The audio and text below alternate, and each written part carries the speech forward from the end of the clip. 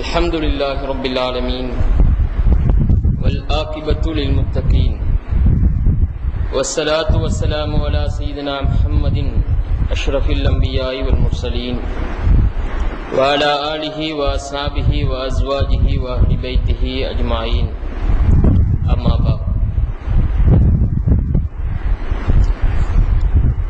فقد قال الله تعالى في قرآنه الكريم والفرقان المجيد أعوذ بالله من الشيطان الرجيم بسم الله الرحمن الرحيم وأتم الحج والعمرة لله إلى آخر الآية صدق الله مولانا العظيم. இவ்வகிலத்தை படைத்து பரிபாலித்து ரட்சித்து போஷித்துக் கொண்டிருக்கும் அல்லாஹு ஜல்ல சுப்ஹானஹு வ தஆலாவுக்கே சர்வ புகழும் உரித்தாகட்டும். ஸலவாத்தும் ஸலாமும் சாந்தியும் சமாதானமும் சையதுனா வ நபியினா மௌலானா முஹம்மதின் ஸல்லல்லாஹு அலைஹி வஸல்லம் அன்னவர்கள் மீதும், அன்னவர்கள் சொன்ன வழியை நடந்த வழியை அடியொட்டி வாழ்ந்து உயரிய நிலையை பெற்ற உத்தம சஹாபாக்கள், தாபிஈன்கள், தபு தாபிஈன்கள், அவுலியாக்கள், நல்லடியார்கள், சாலிஹீன்கள், சுஹதாக்கள், குறிப்பாக இவ்விடத்தின் நாயகர் சங்கைக்குரிய அபுல் இர்ஃபான் அப்துல் ஜவாத் ஆலிம் வலியுல்லாஹ் கத்தஸல்லாஹு சிர்ரஹுல் அஸீஸ் அன்னவர்கள் மீதும் ஸலவாத் ஸலாம் கூறியவனாக புனித ஜும்மாவுடைய கடமையை நிறைவேற்றுவதற்காக அல்லாஹ்வுடைய இல்லத்திலே ஒன்று கூடியிருக்கின்ற அல்லாஹ்வின் நல்லடியார்களே, எல்லா நிலைகளிலும் எல்லா சந்தர்ப்பங்களும் அல்லாஹு தஆலாவை அஞ்சி தக்வா செய்து நடந்து கொள்ளுமாறு முதலில் எனக்கும் இரண்டாவதாக உங்களுக்கும் நான் வசியத் செய்கிறேன். அல்லாஹ்வுடைய நல்லடியார்களே, அல்லாஹு தஆலா இந்த உம்மத்துக்களுக்கு 12 மாதங்களை தந்திருக்கிறான். அதிலே 4 மாதங்களை சிறப்பான மாதங்களாக ஆக்கியிருக்கிறான். அந்த அடிப்படையில் நாங்கள் எதிர்நோக்கி கொண்டிருக்கின்ற துல்ஹஜ் மாதம் ஒரு சிறப்புமிக்க புனிதமிக்க மாதமாக இருந்து கொண்டிருக்கிறது. சையதுனா இப்ராஹிம் அலைஹிஸ்ஸலாம் அவர்களையும் அவர்களுடைய குடும்பத்தினரையும் நினைவு கூறக்கூடிய ஒரு மாதமாக இருப்பதோடு ஹஜ்ஜுடைய வணக்கம் கடமையாக்கப்பட்ட மாதமாகவும் இருக்கிறது. அல்லாஹு தஆலா இந்த அடியார்களுக்கு 5 விடயங்களை கடமையாக்கி இருக்கிறான். புனியல் இஸ்லாமு அலா ஹம்ஸின் ஷஹாதத்து அல்லா இலாஹ இல்லல்லாஹு வ அன்ன முஹம்மதுர் ரசூலுல்லாஹ் வ இகாமிஸ் ஸலாத்தி வ ஈதாஇஸ் ஸக்கா வல் ஹஜ்ஜி வ ஸௌமி ரமலான். ரவாஹுல் புகாரி. என்ன லா இலாஹ இல்லல்லாஹ் முஹம்மதுர் ரசூலுல்லாஹ் என்று அல்லாஹு தஆலாவை கொண்டும் அவனுடைய ஹபீபாகிய முஹம்மது ரசூலுல்லாஹி ஸல்லல்லாஹு அலைஹி வஸல்லம் அவர்களை கொண்டும் ஈமான் கொள்ள வேண்டும். அதே போன்று தொழுகையை நிலைநாட்ட வேண்டும், ஜகாத்து கொடுக்க வேண்டும், நோன்பு நோக்க வேண்டும், ஹஜ் செய்ய வேண்டும். ஆனால் இந்த ஹஜ்ஜுக்கு சில நிபந்தனைகளும் விதிமுறைகளும் அல்லாஹு தஆலா வைத்திருக்கிறான்.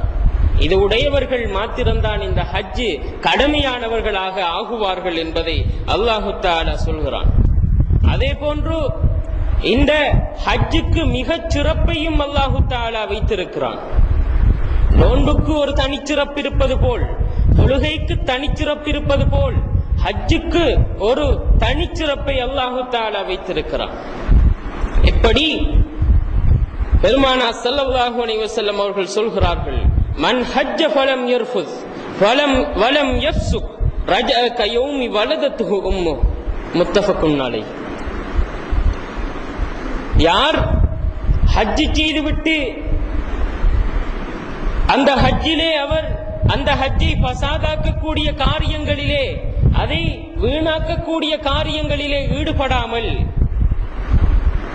அதிலே தடுக்கப்பட்டவற்றை தவிர்த்து அவர் ஹஜ்ஜை நிறைவேற்றுவாராயின் அவர் அன்று பிறந்த பாலகனை போல ஆகுவார் என்று பெருமானார் ஸல்லல்லாஹு அலைஹி வஸல்லம் அவர்கள் அறிவித்திருக்கிறார்கள்.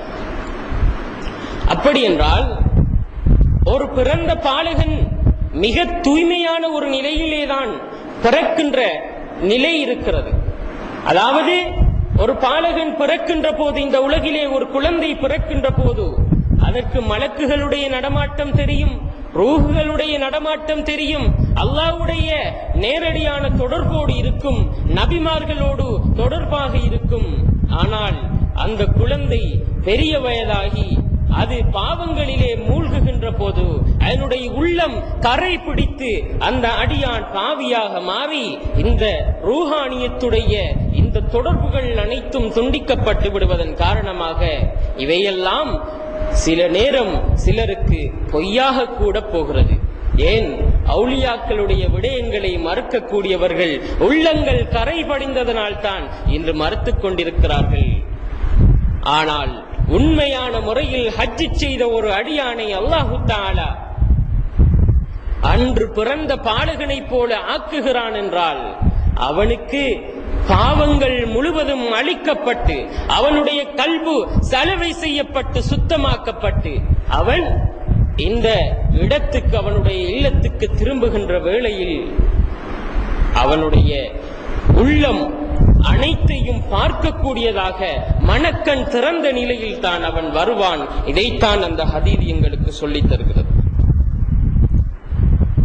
ஆனால் இன்று ஹஜ் செய்துவிட்டு வரக்கூடியவர்கள்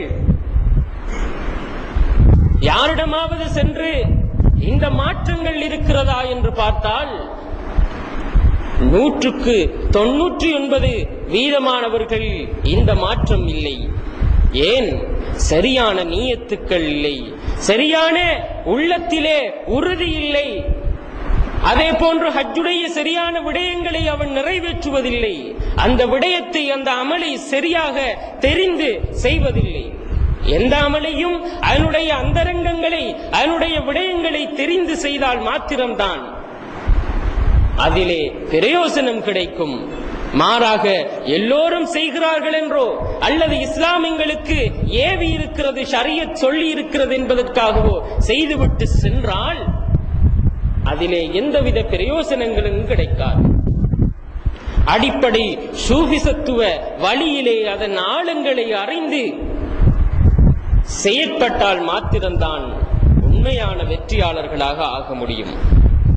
ஹஜ்ஜுடைய ஷரியத்துடைய விடயங்கள் ஏராளமான மணித்தியாலங்கள் பேசப்படக்கூடிய விடயங்கள் இருக்கிறது. அதே போன்று தரீக்கத்துடைய, ஹகீக்கத்துடைய, சூஃபிசத்துவ அடிப்படையில் விளங்கப்படுத்தப்பட வேண்டிய விடயங்கள் ஆரிஃபீன்களால் பல நாட்கணக்கில் பேசப்பட வேண்டிய விடயங்களாக விரிவுபடுத்தப்பட்டிருக்கிறது. குறுகிய நேரத்துக்குள் எல்லா விடயங்களையும் சொல்ல முடியாது. குறிப்பிட்ட சில விடயங்களை ஞாபகமூட்டும் அடிப்படையில் சொல்லிக் கொள்ள விரும்புகிறேன். இந்த ஹஜ் கடமையாவதற்கு அல்லாஹு தஆலா சில நிபந்தனைகளை வைத்திருக்கிறான் என்று கூறினேன். அந்த அடிப்படையில் முஸ்லிமாக இருக்க வேண்டும், இஸ்லாத்தை ஏற்றுக்கொண்டவனாக இருக்க வேண்டும், அவனுக்குத்தான் ஹஜ் கடமை. இது முதலாவது நிபந்தனை. அல் புலூக் என்று சொல்லக்கூடிய பருவ வயதை அடைந்தவனுக்குத்தான் ஹஜ் கடமை. சிறுவர்கள் செய்கிறார்களே ஹஜ் என்றால் அதற்கு உரிய முறையில் செய்தால் சவாபு கிடைக்கும். ஆனால் அவர்கள் மீது அது கடமையாகாது. பெரியவர்களாகி அவர்களுக்கு இந்த நிபந்தனைகள் ஏற்படும் போது அவர்கள் மீண்டும் ஹஜ் செய்ய வேண்டும், அது கடமையாக ஆகும். மூன்றாவது அல் அக்லு, புத்தியுடையவனாக இருக்க வேண்டும். புத்தி இல்லாத ஒரு மடையனுக்கு, அறிவில்லாதவனுக்கு, சரியாக அமலை செய்ய தெரியாதவனுக்கு, அந்த கடமைகளை நிறைவேற்ற தெரியாதவனுக்கு அது கடமையாக ஆகாது. அக்ல் என்ற புத்தி ஒருவனுக்கு இருக்கின்ற போதுதான் இது கடமையாக ஆகிறது. இது மூன்றாவது நிபந்தனை. வல் ஹுர்ரியத்து, சுதந்திரமுள்ளவராக இருக்க வேண்டும். அடிமைகள் இந்த காலத்திலே கிடையாது, அடிமைகளுக்கு இது கடமையும் கிடையாது. ஆனால் ஹுர்ரியத் என்ற சுதந்திரமுடைய ஒரு அடியானாக இருக்கின்ற போது நாலாவது நிபந்தனையும் அவரிடம் இருக்குமாக இருந்தால் அவர் மீது ஹஜ் கடமை. ஐந்தாவது வல் இஸ்திதா, அவர் ஹஜ் செய்வதற்குரிய பாதையின் மீது சக்தி பெற்றவராக இருக்க வேண்டும். அப்படி என்றால் ஹஜ்ஜுக்குரிய செலவுக்குரிய பணம் இவரிடத்திலே இருக்க வேண்டும், உடல் வலிமை இருக்க வேண்டும். இவர் அங்கே சென்ற பின்னால் தனது குடும்பத்தை பராமரிக்கக்கூடிய சொத்து செல்வங்கள் இவரிடத்திலே இருக்க வேண்டும். அப்படி இருந்தால்தான் இவர் மீது ஹஜ் கடமை. இன்று பேங்கிலே கடன் எடுத்து வங்கியிலே வட்டிக்கு எடுத்து ஹஜ் செய்யக்கூடிய ஒரு சிலரும் இருக்கிறார்கள். இப்படி ஹஜ் செய்தால் இந்த ஹஜ் நிறைவேறுமா? சிந்தித்து பார்க்க வேண்டும். நாங்கள் 5வது நிபந்தனையான அல் இஸ்திதா என்று சொல்லக்கூடிய அந்த ஹஜ்ஜுக்குரிய சக்தியை பண ரீதியாகவும் உடல் ரீதியாகவும் பெற்றிருந்தால் தானே அது எங்களுக்கு கடமையாகிறது. கடன்பட்டு வட்டிக்கு எடுத்து ஹராமான வழியில் நன்மை செய்ய சென்றால் அந்த நன்மை ஒப்புக்கொள்ளப்படும் என்று நாங்கள் நினைப்பது மிகப்பெரிய தவறாகும். அன்புக்குரியவர்களே, இன்னும் இது ஆண்களுக்கு கடமையான ஒன்று போல பெண்களுக்கும் இந்த ஹஜ் கடமை. தொழுகை, நோன்பு, ஜகாத்து, ஹஜ் இந்த அடிப்படையில் எப்படி பெண்களுக்கு கடமையோ ஆண்களுக்கு கடமையோ அதே போல பெண்களுக்கும் கடமை இருக்கிறது. ஆனால் அவர்களுக்கு நிபந்தனை இருக்கிறது. என்னவென்றால் இவர்களோடு திருமணம் முடிக்க ஆகாத அல்லது திருமணம் முடித்த கணவன், உடன்பிறப்புகளோ தகப்பனோ அல்லது கணவனோ அல்லது இவர்களை பாதுகாப்பாக வைத்திருக்கின்ற கார்டியன் என்று சொல்லக்கூடிய பாதுகாப்பாளர் இவரோடு செல்ல வேண்டும். அப்படி இல்லாத சந்தர்ப்பத்திலே இவருக்கு ஹஜ் கடமையாகாது. அன்புக்குரியவர்களே, ஏற்கனவே சொல்லப்பட்டது இந்த ஹஜ் கடமையாவதற்குரிய நிபந்தனைகள் 5 விடயங்கள் சொல்லப்பட்டது. அதே போன்று இந்த ஹஜ்ஜுக்கு இன்னும் 3 விடயங்கள் இருக்கிறது. அர்கானுகள், வாஜிபாத்துகள் என்று சொல்லக்கூடிய கடமைகள், சுனன் என்று சொல்லக்கூடிய சுன்னத்துக்கள், இந்த 3ம் இந்த ஹஜ்ஜுக்கு இருக்கிறது. அதிலே ருக்குன் என்று சொன்னால், இந்த ருக்குன் என்று சொல்லப்படக்கூடியது பின்னால் நான் விளங்கப்படுத்துவேன். இது ஹஜ் கடமையாவதற்கு மிகவும் கட்டாயமானதாகும். இந்த ருக்குன்களிலே எதையாவது ஒருவர் விட்டால் அவருடைய ஹஜ் நிறைவேறாது. அதற்கு குற்றப்பரிகாரமாக எதையும் அவர் செய்து கொள்ள முடியாது. அதே போன்று வல் வாஜிபு என்று சொல்லக்கூடிய கடமை, இதை ஒருவர் விட்டால் அவருக்கு தண்டனை கிடைக்கும். ஹஜ் நிறைவேறும், ஆனால் தண்டனை கிடைக்கும்.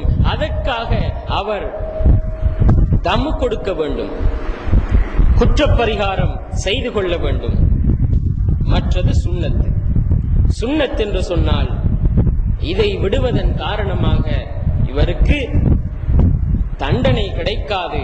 ஆனால் அந்த சுன்னத்தான அமல் ஒரு பெரிய அந்தஸ்தை கொடுக்கக்கூடியதாக இருந்தால், பெரிய சவாபை கொடுக்கக்கூடியதாக இருந்தால், அதை விடுவதன் காரணமாக இவர் அந்த சவாபை இழந்துவிடக்கூடிய ஒரு சூழ்நிலை ஏற்படும்.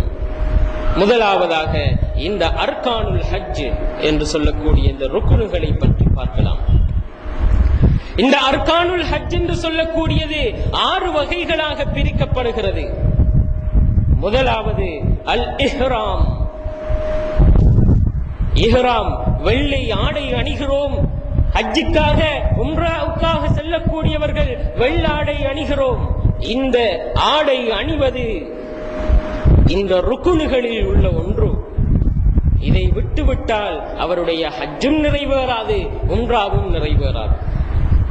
அது எப்படி அணிய வேண்டும் என்றால், ஒருவர் ஹஜ்ஜை நாடினால் அல்லது உம்ராவை நாடினால் அந்த உம்ராவுக்காகவோ அல்லது ஹஜ்ஜுக்காகவோ இவர் குளித்துக் கொள்ள வேண்டும். எப்படி? இந்த ஹஜ்ஜை நிறைவேற்றுவதற்காக நான் நியத்து வைத்து குளிக்கிறேன் என்று நியத்து வைத்து, இந்த இஹ்ராம் அணிவதற்காக நான் குளித்துக் கொள்கிறேன் என்ற நியத்தோடு இவர் குளித்துக் கொள்ள வேண்டும். சுன்னத்தான இந்த குளிப்பை இவர் குளிக்கின்ற போது குளித்துவிட்டு அந்த ஆடை அணிவதற்கு முன்னால் தன்னுடைய உடலிலே மனம் பூசிக்கொள்ள வேண்டும்.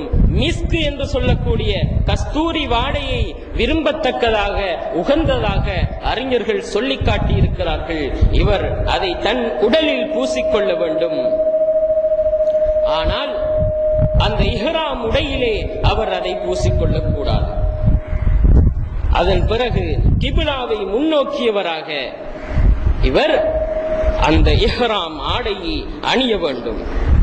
தைத்த ஆடை அணியலாமா? தைத்த ஆடை அணிவதற்கு நிபந்தனை இருக்கிறதா? ஆண்களுக்கு தைத்த ஆடை அணிவதற்கு எந்த ஒரு அதிகாரமும் கொடுக்கப்படவில்லை. தைத்திருக்க கூடாது.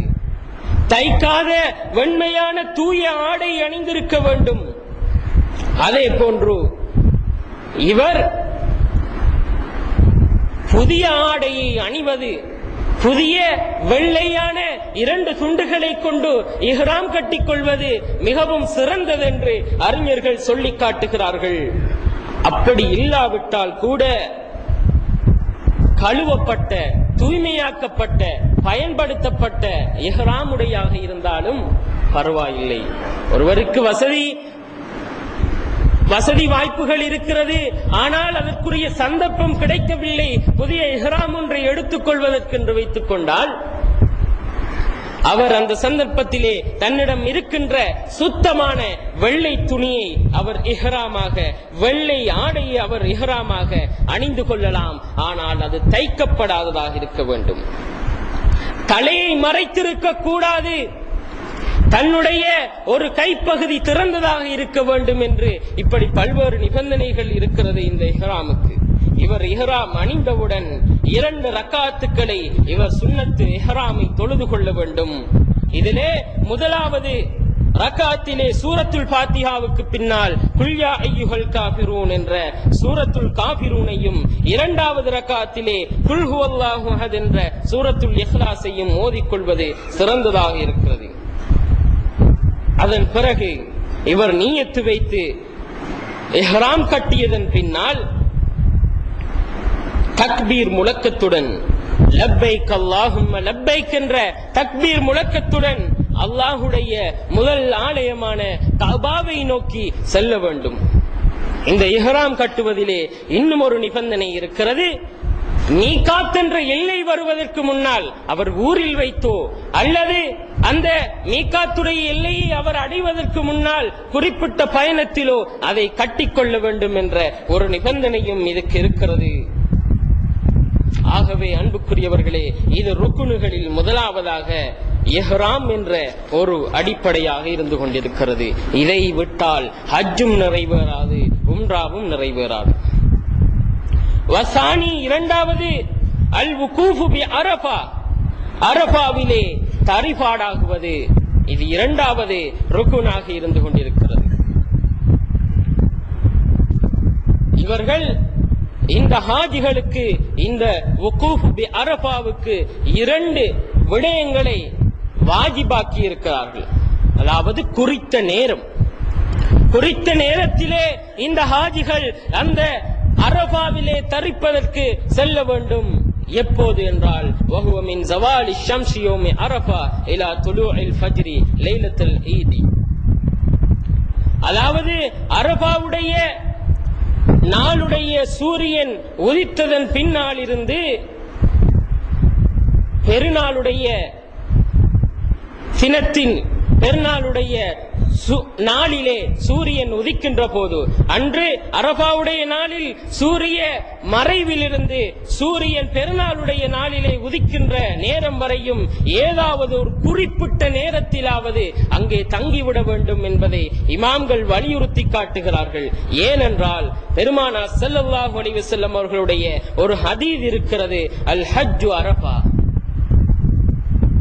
ஹஜ் என்றால் அது அரஃபாதான் என்ற ஒரு ஹதீஸ் இருக்கின்ற காரணத்தை காரணமாக காட்டி இமாம்கள் சொல்கிறார்கள், ஒரு குறிப்பிட்ட நேரமாவது அங்கே இவர் அந்த நேரத்திலே, குறித்த நேரத்திலே இவர் அடைந்து விட வேண்டும். அப்போதுதான் இவருடைய ஹஜ் நிறைவேறும். அப்படி இல்லாவிட்டால், அது தப்பிவிட்டால் இவருடைய ஹஜ் தவறிவிடும் என்று சொல்கிறார்கள். ஆனால் இந்த அரபாவுடைய நாள் என்பது 9வது நாளில் தான் நடைபெறுகின்ற ஒரு நிகழ்வாக இருக்கிறது. இரண்டாவது நிபந்தனை சொல்கிறார்கள், அங்கே இருக்கின்ற ஒருவர் இபாதத்து செய்யக்கூடிய ஒரு நிலையிலே ஒரு இபாதத்தாளியாக அல்லாஹ்வை வணங்கி திக்ரிலும் ஸலவாத்திலும் குர்ஆனை ஓதக்கூடியவராகவும் உலக விடயங்களை மறந்தவராகவும் இருக்க வேண்டும். அப்படியான ஒரு நிலையில் இருக்கக்கூடியவருக்குத்தான் இந்த அரபாவுடைய தரிபாடு அங்கே உண்டாகிறது. இவர் போதையுடையவராகவோ அல்லது மயக்கமுடைய நிலையிலோ இருந்தால் இவருக்கு அந்த அரபாவுடைய தரிபாடு கடமையாக ஆகாது. இவர் அந்த விடயத்தை விட்டுவிட்டால் இவருடைய ஹஜ்ஜும் நிறைவேறாது.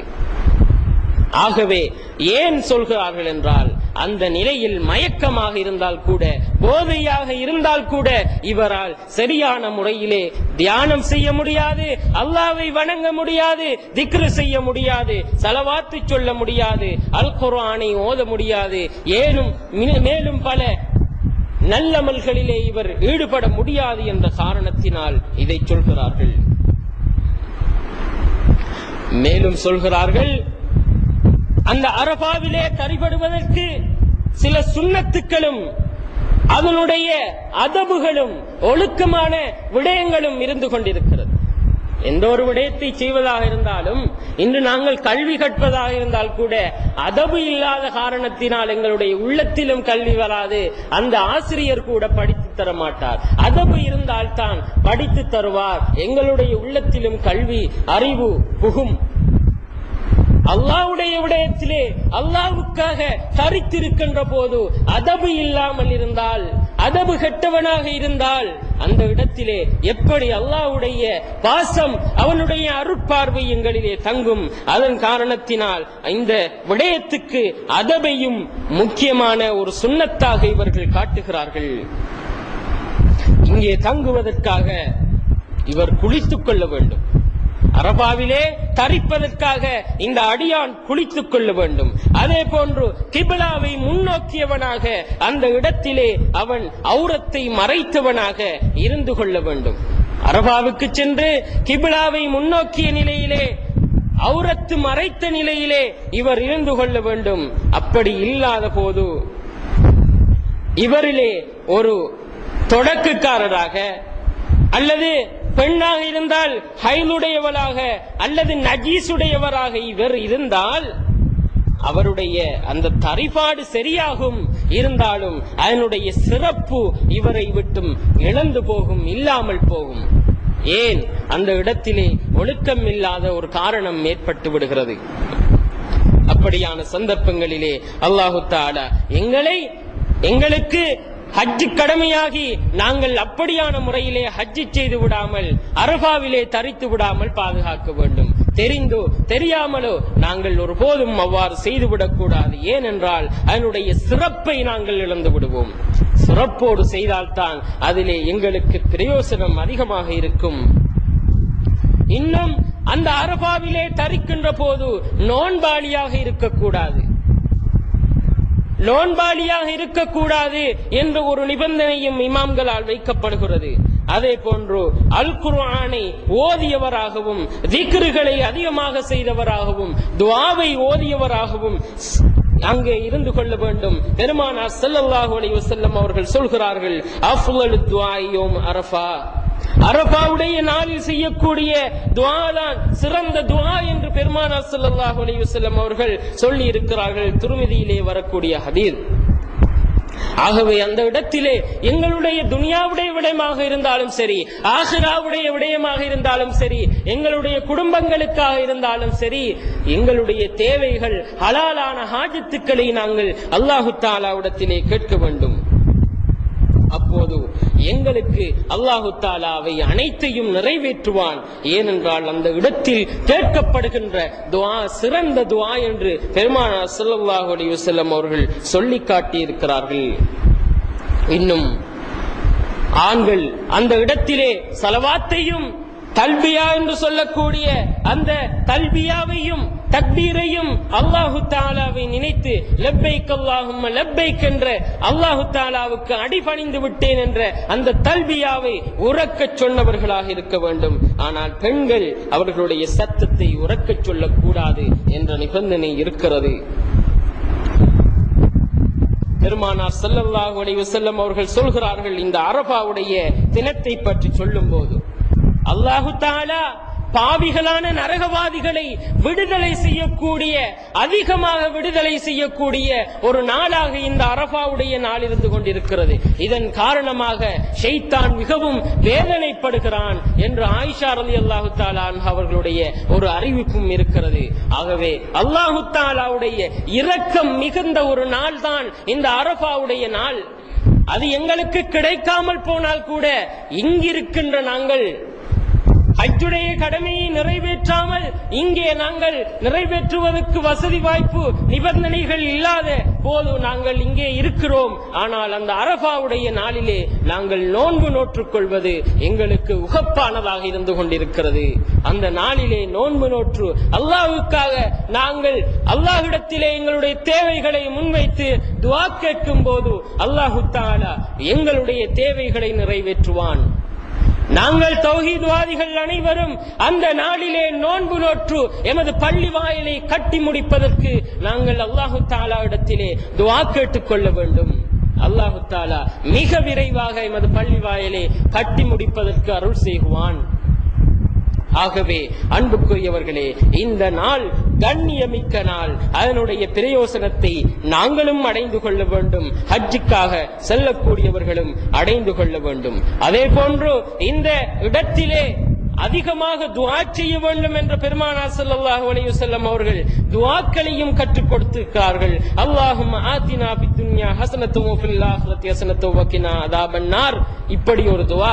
இன்னும் அல்லாஹும்ம இன்னி ஸலம்து நஃப்ஸி துல்மன் கதீரன் வ இன்னஹு லா யக்ஃபிரு துனூப இல்லா அன்த ஃபக்ஃபிர் லி மக்ஃபிரத்தன் மின் இந்திக வர்ஹம்னி இன்னக அன்தல் கஃபூருர் ரஹீம். இப்படி பல துஆக்கள். அதே போன்று வனவ்வி கல்வி وقبري وعذني من الشر كل واجمع لي خير كل என்ற ஒரு துஆவையும் இது போன்று ஏனைய துஆக்களையும் கற்றுத் தந்திருக்கிறார்கள் பெருமானார் ஸல்லல்லாஹு அலைஹி வஸல்லம் அவர்கள்.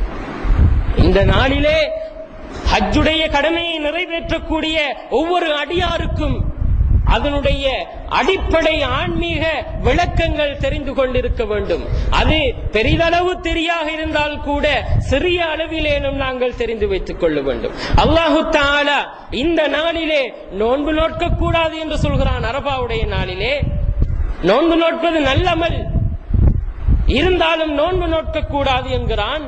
இன்னும் எத்தனையோ விடயங்களை அந்த ஹஜ்ஜுடைய அமலிலே எங்களுக்கு ஏவி இருக்கிறான். கல்லுக்கு கல்லால் எறிகிறோம், அதே போன்று ஒரு கல்லால் கட்டப்பட்ட கஅபாவை தவாப் செய்கிறோம் என்றால் இதெல்லாம் ஏன், எதற்காக என்ற காரணத்தை நாங்கள் அறிந்து கொள்ள வேண்டும். இன்னும் ஒரு விடயம், இந்த ஹஜ்ஜிலே அதிகமான அமல்கள் 7 என்ற விடயங்களை கொண்டதாக இருக்கிறது. 7 அம்சங்களை கொண்டிருக்கும். தவாப் செய்வது 7 விடயம். மினாவி, அதாவது நாங்கள் கல்லால் எறிவது அங்கே 7 கற்களை கொண்டுதான் எறியப்படுகிறது. சஹி செய்யும் போது 7 முறைதான் நாங்கள் தொங்கோட்டம் ஓடுகிறோம். இப்படி இருக்கிறதே, எங்களுடைய 7 நப்சுகளையும் அழித்து அல்லாஹ்விலே அடைவதற்கு, அல்லாஹ் அளவிலே நாங்கள் அடைவதற்குரிய வழியைத்தான் இந்த ஹஜ்ஜுடைய அமல் காட்டித் தருகிறது. இது நபி இப்ராஹிம் அலைஹிஸ்ஸலாம் அவர்களும் இஸ்மாயில் அலைஹிஸ்ஸலாம் அவர்களும் ஹாஜரா அலைஹிஸ்ஸலாம் அவர்களும் அவர்களுடைய வாழ்க்கையில் நடந்த ஒரு சம்பவத்தை, அவர்களுடைய தியாகத்தை இந்த உம்மத்துக்கு அல்லாஹு தஆலா அமலாக்கி இருக்கிறான். இப்படியான ஒரு வழியில் கூட அதை நாங்கள் பார்க்கலாம். அதன் ஆழத்தை ஆழம் மறைந்த சூஃபியாக்கள், ஞானிகள், ஆரிஃபீன்களிடத்திலே நாங்கள் தேடிச் சென்று படித்துக் கொள்ள வேண்டும். அவை அனைத்தையும் ஒரு நாளில் கற்றுவிட முடியாது. சொட்டேனும் தொட்டவர்கள் நல்லவர்கள் என்ற அடிப்படையில் நாங்கள் அதனுடைய ஆழங்களை அறிந்து கொள்ள வேண்டும். அதே நேரம் இந்த அரஃபாவிலே தரிக்கும் போது சிலர் நிழலை தேடிச் செல்வார்கள். அதைவிட வெயிலிலே இருந்து நாங்கள் அமல் செய்வது, அந்த நேரம் தான் வெயிலிலே இருக்கின்ற போதுதான் அதிகமாக அமல் செய்து கொள்ள முடியும். நாங்கள் அதிகமாக அல்லாஹ்விடத்திலே துஆ கேட்போம் என்ற ஒரு அடிப்படையில் இமாம்கள் சொல்லி காட்டுகிறார்கள். நீங்கள் வெயிலிலே இருப்பதை விரும்புங்கள். நிலையிலே இருந்தால் உங்களுக்கு ராகத்து ஏற்பட்டு அசந்து விடுவீர்கள், தூங்கி விடுவீர்கள் என்ற காரணத்தை குறிப்பிட்டு சொல்லி இருக்கிறார்கள். மூன்றாவது விடயம் அத்தவாஃபு பில் பைத்தி சபஅ மர்ரா, 7 தடவைகள். மூன்றாவது ருக்குன் 7 தடவைகள் கஅபத்துல்லாவை தவாப் செய்ய வேண்டும். இந்த தவாஃபை 3 வகையாக பிரிக்கிறார்கள். தவாஃபுல் குதூம், தவாஃபுல் இஃபாலா, தவாஃபுல் விதா என்று 3 வகையாக பிரிக்கிறார்கள். இதிலே தவாஃபுல் இஃபாலா என்பது இந்த ஹஜ்ஜுடைய மிக முக்கியமான ஒரு தவாபாக இருக்கிறது. இதை விட்டால் ஹஜ்ஜு நிறைவேறாது. இந்த தவாஃபுல் விதா என்று சொல்லக்கூடியது அங்கே அனைத்து கடமைகளையும் நிறைவேற்றிவிட்டு திரும்புகின்ற போது இவர் பிரியாவிடைக்காக கொடுக்கின்ற ஒரு தவாபாக இருக்கிறது. அதே போன்று தவாபுல் வுகூத் என்றால் இது பெருநாளுடைய தினத்திலே அன்று இரவு அரை இரவிலே செய்யக்கூடிய ஒரு தவாபாக இருக்கிறது. இது 3வது ருக்குன் தவாபு பில் பைத்தி சபஅ மர்ரா, 7 தடவைகள் அல்லாஹு தஆலாவுடைய இல்லத்தை சுற்றி வர வேண்டும். இந்த தவாபு ஆரம்பிக்கின்ற இடம் ஹஜருல் அஸ்வத் என்ற அந்த பாவங்களை நீக்கக்கூடிய கல்லிலே வைத்துத்தான் அந்த கல்லை நோக்கி எங்களுடைய முகத்தை திருப்பி அந்த இடத்திலே நாங்கள் அல்லாஹு அக்பர் வலா இலாஹ இல்லல்லாஹ் என்ற கலிமாவை மொழிந்தவர்களாக நாங்கள் அந்த இடத்தில் இருந்துதான் தவாப் செய்ய வேண்டும். அதே நேரம் பெருமானார் ஸல்லல்லாஹு அலைஹி வஸல்லம் அவர்கள் சொல்லி இருக்கிறார்கள், இந்த தவாஃபின் போது நாங்கள் தல்பியாவை நிறுத்திவிட்டு அதிகமாக துஆக்கள் கேட்க வேண்டும், அதிகமான திக்ருகளை செய்ய வேண்டும். மேலும் பெரியார்கள் சொல்கிறார்கள், பெருமானார் ஸல்லல்லாஹு அலைஹி வஸல்லம் அவர்கள் மீது ஸலவாத்தையும் சொல்லிக் கொள்ள வேண்டும். ஷாஃபி இமாம் ரலியல்லாஹு தஆலா அன்ஹு அவர்கள் சொல்கிறார்கள், நீங்கள் இந்த தவாஃபிலே தவாப் செய்யும் போது குர்ஆனை அதிகமாக ஓதிக்கொள்ளுங்கள், ஆக சிறந்த திக்ராக அல் குர்ஆன் இருந்து கொண்டிருக்கிறது என்று இமாமுனா ஷாஃபி ரஹ்மத்துல்லாஹி அவர்கள் சொல்லி காட்டி இருக்கிறார்கள். அதே நேரம் இந்த ருக்னுல் யமானியிலே சொல்லக்கூடிய ஒரு சொல் சுப்ஹானல்லாஹி வல்ஹம்துலில்லாஹி வலா இலாஹ இல்லல்லாஹு வல்லாஹு அக்பர். ருக்னுல் யமானி என்றால் ஹஜருல் அஸ்வதுக்கு முன்னால் இருக்கக்கூடிய கஅபாவினுடைய மூலையை சொல்வார்கள். அந்த பகுதியிலே வைத்து இதை ஓதிக்கொள்ள வேண்டும். அதற்கும் கஅபாவிலே இருக்கின்ற ஹஜருல் அஸ்வதுக்கும் இடையிலே நாங்கள் அதிகமாக ரப்பனா ஆத்தினா ஃபித் துன்யா ஹஸனத்தன் வ ஃபில் ஆখিরাতি ஹஸனத்தன் வ கினா அதாபன்னார் என்ற துஆவையும் அதிகம் ஓதிக்கொள்ள வேண்டும். இப்படி தவாபை முடித்த ஒருவர் மகாமு இப்ராஹிம் என்று சொல்லக்கூடிய இப்ராஹிம் நபி அலைஹிஸ்ஸலாத்து வஸ்ஸலாம் அவர்களுடைய காட்பாதம் பதிந்த இடத்துக்கு சென்று அங்கே 2 ரக்காத்துக்கள் சுன்னத்து தொழ வேண்டும். இந்த தவாஃபுடைய சுன்னத்தை தொழுது கொள்ள வேண்டும். முதலாவது ரக்காத்திலே சூரத்துல் ஃபாத்திஹாவுக்கு பின்னால் குல் யா அய்யுஹல் காஃபிரூன், அதே போன்று 2வது ரக்காத்திலே சூரத்துல் ஃபாத்திஹாவுக்கு பின்னால் குல் ஹுவல்லாஹு அஹதையும் ஓதிக்கொள்ள வேண்டும். அதை முடித்துவிட்டு அந்த இடத்திலே இருந்து நாங்கள் அதிகமாக துஆக்களை கேட்டுவிட்டு சந்தர்ப்பங்களை பொறுத்து தான் துஆக்கள் கேட்க வேண்டுமா. இடம் அதிகமாக மக்களால் நெருக்கமாக இருக்கின்ற போது எங்களுடைய துஆவை சுருக்கிக் கொள்ள வேண்டும் என்று இமாம்கள் சொல்கிறார்கள். சன நெரிசல் குறைவாக இருந்தால் அந்த இடத்தில் வைத்து அதிகம் துஆ கேட்டுவிட்டு நாங்கள் மீண்டும் ஹஜருல் அஸ்வத் இடத்திலே ஹஜருல் அஸ்வத் கல்லிடத்திலே சென்று அதை முத்தமிடுவது அல்லது வலது கையை காட்டி அதை முத்தமிட்டுக் கொள்வது எங்களுக்கு சுன்னத்தாக இருக்கிறது. பின்பு பாபு சஃபா என்று ஒரு கதவு இருக்கிறது, அதன் வழியாக இவர் சஅய் செய்வதற்கு செல்ல வேண்டும். 4வது ருக்குனாக சொல்லி காட்டுகிறார்கள், அஸ்ஸஅயு பைன ஸஃபா வல் மர்வா சபா மர்ரா, 7 தடவைகள் சபா மர்வாவுக்கு இடையிலே, சபா என்ற மர்வாவுக்கும் மர்வா என்ற மலைக்கும் இடையிலே தொங்கோட்டம் ஓட வேண்டும். அதற்கிடையில் பச்சையாக அடையாளமிடப்பட்டிருக்கின்ற இடம் வரைக்கும் நீங்கள் நடந்து செல்ல முடியும். பச்சையாக அடையாளமிடப்பட்டிருக்கின்ற இடத்திலே ஓடித்தான் கொஞ்சம் வேகமாக குலுங்கி குலுங்கி ஓடியவர்களாக அந்த இடத்திலே செல்ல வேண்டும் என்ற ஒரு நிபந்தனை இந்த ஹஜ்ஜுடைய சாயிலே இருக்கிறது. அதை நாங்கள் கடைபிடிக்க வேண்டும். ஆனால் பெண்கள் ஓடக்கூடாது, பெண்கள் நடந்துதான் செல்ல வேண்டும் என்று ஷரியத்துடைய சட்டத்திலே சொல்லப்பட்டிருக்கிறது. அதே நேரம் இந்த சாயு சரியாக வேண்டும் என்றால், சாயு ஒப்புக்கொள்ளப்பட வேண்டும் என்றால் இவருடைய தவாபிலே குறைகள் இருந்துவிடக் கூடாது. இந்த தவாபுடைய விளக்கங்களே ஏராளமாக இருக்கிறது. ஆனால் அனைத்தையும் சொல்வதற்கு நேரம் இடம் அளிக்காது. அந்த தவாபை சரியான முறையில் அறிந்து செய்கின்ற போது இந்த சாயு நிறைவேறும். இந்த சாயையும் சரியான முறையில் செய்து கொள்ள முடியும். ஆகவே அதற்குரிய சரியான போதுமான அறிவை நாங்கள் தேடி பெற்றுக் கொள்ள வேண்டும். அன்புக்குரியவர்களே, அதன் பிறகு 5வது விடயம் அல் ஹல்கு அவ் தக்சீர், அதாவது மொட்டை அடிப்பது, முடி இறக்குவது அல்லது முடியில் நின்றும் ஒரு பகுதியை குறைத்துக் கொள்வது. இது 5வது ருக்குனாக இருந்து கொண்டிருக்கிறது. சிலர் அதிகமாக ஹாஜிகள் தங்களுடைய முடிகள் அனைத்தையும் களைந்து விடுகிறார்கள். சிலர் முடிகளிலே சிலரை கத்தரிக்கிறார்கள். குறைந்தது 3 முடி நாங்கள் கத்தரித்துக் கொள்ள வேண்டும். ஆனால் பெண்கள் மொட்டை அடிப்பது கூடாது. இவர்கள் முடியை மொத்தமாக எடுத்து ஒரு பகுதியை கத்தரித்துக் கொண்டால் போதுமானதாக இருக்கிறது.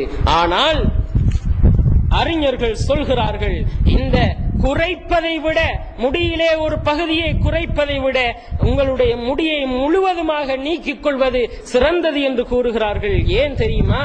பெருமானார் ஸல்லல்லாஹு அலைஹி வஸல்லம் அவர்கள் துஆ செய்கிறார்கள் ஒரு சந்தர்ப்பத்திலே, அல்லாஹும்ம அக்ஃபிர் லில் முஹல்லிகீன, இந்த முடியை சிரைக்க கூடியவர்களுக்கு நீ பாவங்களை மன்னிப்பாயாக என்று அல்லாஹ் தஆலாவிடத்திலே கேட்கிறார்கள்.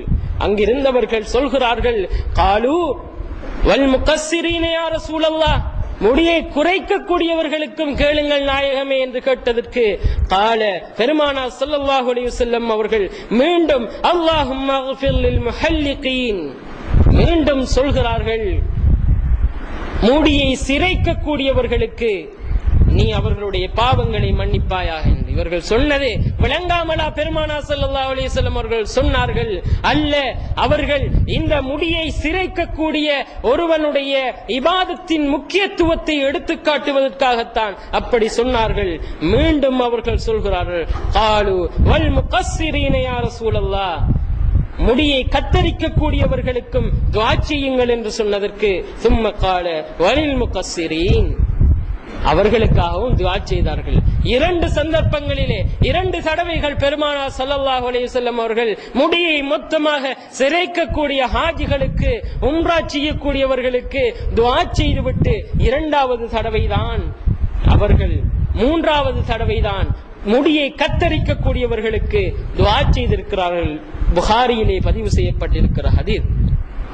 ஒருவருக்கு அறவே முடியில்லை என்றால் அவர் என்ன செய்வது என்றால் அதற்கும் இமாம்கள் விளக்கம் சொல்கிறார்கள்.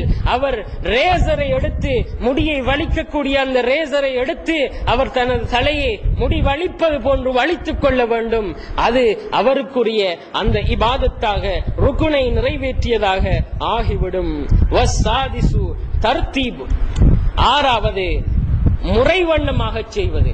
இந்த ஒழுங்குகளை முறைவண்ணமாக, அந்த அமலை எந்த அடிப்படையில், இதன் பின்னால் எதை செய்ய வேண்டுமோ அதை செய்து கொள்வது. இஹ்ராம் கட்டுவது, அதே போன்று கௌபாவுடைய எல்லைக்கு வந்ததும் கௌபாவை தவாப் செய்வது, சஅய் செய்வது, அதன் பின்னால் இப்படி ஒவ்வொரு நிபந்தனைகளையும் அதனுடைய சொல்லப்பட்ட விதிமுறைகளையும் தொடர்ந்து அவர் செய்து கொள்ள வேண்டும். அந்த அடியான் இப்படி செய்கின்ற போது 6 ருக்குனுகளையும் சரியாக நிறைவேற்றுகின்ற போதுதான் இவருக்கு அதற்குரிய சரியான உண்மையான ஹஜ்ஜுடைய நிபந்தனைகள், அவரை பின்பற்றியவராக ஆகுவார். இந்த ருக்குனுகளை விட்டால் இவருடைய ஹஜ்ஜு நிறைவேறாது. அதற்கு இவர் எந்த ஒரு குற்றப்பரிகாரமும் செய்து கொள்ள முடியாது. இன்னும் சில விடயங்கள், மினாவிலே தரிப்பது, அதே போன்று கல்லறிவது, இன்னும் இந்த கஅபத்துல்லாவை பார்த்தால் என்ன துஆ ஓத வேண்டும், அதே போன்று முஸ்தலிஃபாவிலே இவர்கள் தரிபாடாகுவது, இது போன்ற ஏனைய விடயங்கள் இங்கே சொல்லப்பட்டிருக்கிறது. ஆனால் நேரம் இடம் கொடுக்காது. இறுதியாக ஒரு முக்கியமான விடயத்தை நாங்கள் அறிந்திருக்க வேண்டும். இன்று ஹஜ் செய்யக்கூடிய எத்தனையோ பேர் சுன்னத் வல் ஜமாத் கொள்கையில் வாழக்கூடியவர்களை தவிர ஏனையவர்களில் அதிகமானவர்கள் பெருமானார் ஸல்லல்லாஹு அலைஹி வஸல்லம் அவர்களை இந்த ஹஜ்ஜுக்கு பின்னாலும் உம்ராவுக்கு பின்னாலும் ஜியாரத் செய்ய மறுத்து வருகிறார்கள். ஜியாரத் செய்வதை வெறுப்பாக எண்ணி வருகிறார்கள். பெருமானார் ஸல்லல்லாஹு அலைஹி வஸல்லம் அவர்களுடைய ஷஃபாத்தை இழந்தவர்கள். قال رسول الله صلى الله عليه وسلم من زار قبري وجبت له شفاعتي. யார் என்னுடைய கபரை ஜியாரத் செய்கிறாரோ அவருக்கு என்னுடைய ஷஃபாத் கிடைக்கும் என்று பெருமானார் ஸல்லல்லாஹு அலைஹி வஸல்லம் அவர்கள் சொல்லி இருக்கிறார்கள். அப்படி இருக்கும்போது அந்த அமலை வெறுத்து அதன் வழியிலே செல்வதற்கு இவர்கள் தயங்கி அதை விட்டு வந்தால் பெருமானார் ஸல்லல்லாஹு அலைஹி வஸல்லம் அவர்களுடைய ஷஃபாத் இல்லாமல் எப்படி ஒரு அடியானால் சொர்க்கம் புக முடியும்? ஒருவருக்கு ஒரு பொருளை நாம் அன்பளிப்பாக கொடுத்து விட்டோம் என்றால் அது அவருக்குரிய பொருள், அவர்தான் தீர்மானிக்க வேண்டும். இதில் சிலதை இன்னொருவருக்கு கொடுக்க முடியுமா அல்லது முழுவதுமாக கொடுக்க முடியுமா என்று. அதே போன்றுதான் பெருமானார் ஸல்லல்லாஹு அலைஹி வஸல்லம் அவர்களுக்கு அல்லாஹு தஆலா கொடுத்த அன்பளிப்பு தான் இந்த சுவனபதி. சுவர்க்கம் என்று நாங்கள் சொல்லக்கூடியது பெருமானார் ஸல்லல்லாஹு அலைஹி வஸல்லம் அவர்களுக்கு அல்லாஹு தஆலா அன்பளிப்பாக கொடுத்த ஒன்று. அவர்களுடைய பொருள், அவர்களுக்கு உரியது.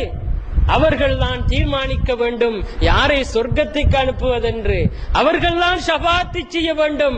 ஹஜ் செய்துவிட்டு கூட பெருமானாரை தரிசிக்கவில்லை என்றால் இவர்களுக்கு எப்படி பெருமானார் ஸல்லல்லாஹு அலைஹி வஸல்லம் அவர்கள் ஷஃபாத் செய்வார்கள்?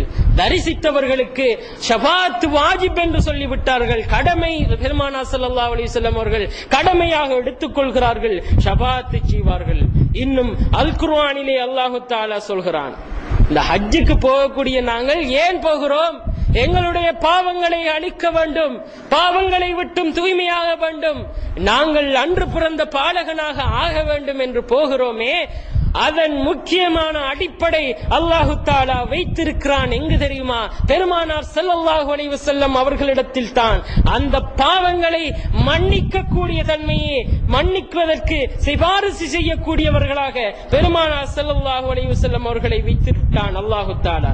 வலவ் அன்னஹும் இத் ஸலமு அன்ஃபுஸஹும், நபியே அவர்கள் தங்களுக்கு தாங்களே அநியாயம் செய்து கொண்டால், பாவங்கள் செய்து கொண்டால், ஜாஊக உங்களிடத்திலே வர வேண்டும், வருவார்கள். வஸ்தக்ஃபிருல்லாஹ வஸ்தக்ஃபர லஹுமுர் ரசூலு வஸ்தக்ஃபிருல்லாஹ வஸ்தக்ஃபர லஹுமுர் ரசூலு லவஜதுல்லாஹ தவ்வாபர் ரஹீமா.